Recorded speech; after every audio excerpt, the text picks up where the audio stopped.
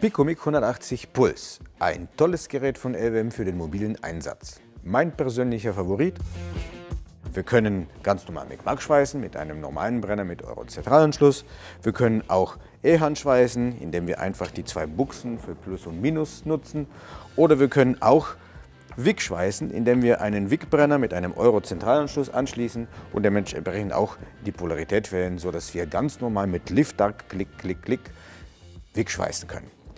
Die Einstellung ist auch sehr einfach. Wir haben auf dem Deckel von dem Drahtvorschub eine Reihe von voreingestellten Kennlinien, Jobs, die wir vorne an der Front vorwählen und somit direkt mit dem Schweißen loslegen können. Wir stellen einfach nur die notwendige Leistung, die notwendige Drahtvorschubgeschwindigkeit. Auch was ganz toll ist, Vierrollenantrieb. Das Gerät funktioniert mit einer 5 Kilo Spule.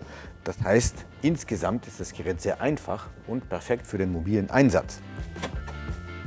Es ist sehr leicht, was auch schön ist. Hinten dran sind auch zwei Rollen, mit denen wir das Gerät sehr einfach auf der Oberfläche bewegen können.